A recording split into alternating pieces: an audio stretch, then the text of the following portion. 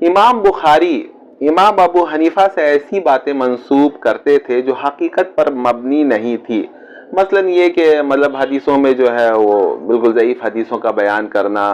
اور حدیث میں جو ہے وہ مطلب ثقہ قرار نہ دینا، ارجاء کا جو ہے ان کے اوپر بہتان لگانا، بہت سی ایسی باتیں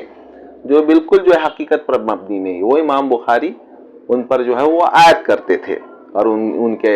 شاگردوں پر بھی۔ یہ اور بات ہے کہ خود ان کے اساتذہ یحییٰ ابن معین اور سعید ابن خطان اور یہ سب جو ہیں امام احمد بن حنبل کے واسطے سے، وہ عبداللہ ابن مبارک ہیں، وہ سب جو ہیں وہ کہیں نہ کہیں امام ابو حنیفہ ہی کے شاگردوں کے شاگرد ہیں۔ تو یہ الگ سی بات ہے۔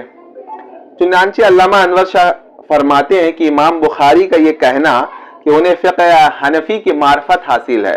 میں صحیح نہیں سمجھتا، کیونکہ ان کی کتابوں کو دیکھنے کے بعد معلوم یہ ہوتا ہے کہ ان کی معرفت جو ہے، ان کو صحیح معرفت فقہ حنفی کی ہوئی ہی نہیں ہے، بلکہ سنی سنائی باتوں پر جو ہے انہوں نے وہ بس اس کو مان لیا حق، اور وہ اسی پر جو ہے ان کی پوری کتابیں ہیں، اور فقہ حنفی کے تعلق سے ان کی رائے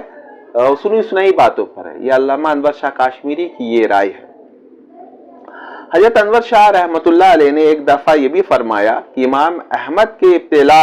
سے قبل تک حنفیہ پر رد و قد نہ تھی، اس فتنہ کے بعد سے یہ چیزیں پیدا ہوئیں جو خالص محدث یا فقہ سے کم مناسبت رکھتے تھے، انہوں نے اس میں زیادہ حصہ لیا، اور جو محدث جو ہیں فقہ سے بھی مناسبت رکھتے تھے وہ محتاط رہے اور اس فتنہ میں نہ پڑے، اور امام ابو حنیفہ کے خلاف جو ہے محاذ بنانے والوں کے جو ہے اس کی گرفت میں بھی نہ آئے ایسے لوگ۔ بلکہ علامہ انور شاہ غازی فرماتے ہیں کہ بعض حضرات اس زمانے کے انہوں نے تو حنفیہ کی طرف سے دفاع بھی کیا ہے، بلکہ مناقب امام ابو حنیفہ و صاحبین، مطلب امام ابو یوسف اور امام محمد پر مستقل کتابیں بھی لکھیں۔ خطا و نسیان سے کوئی انسان مبرہ نہیں سوائے انبیاء کرام کے، چنانچہ صحیح بخاری کی کچھ روایات پر جو ہے اب مطلب یہ بات اس لیے کہی جا رہی ہے کہ بھائی بعض لوگ جو ہے وہ بخاری کا ان کو بخار ہے، بس بخاری سے دکھاؤ، مطلب بخاری نہ ہوئی اور مطلب اور باقی کوئی حدیث کی جو کہ سیاہ ستہ کی کتنی کتابیں ہیں اور کتنی حدیث پر ایک کام ہوئی ہے،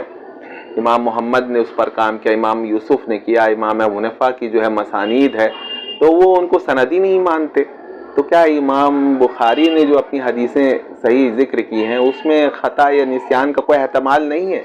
تو اس پر جو علماء نے جو ہے بہت ساری روایات پر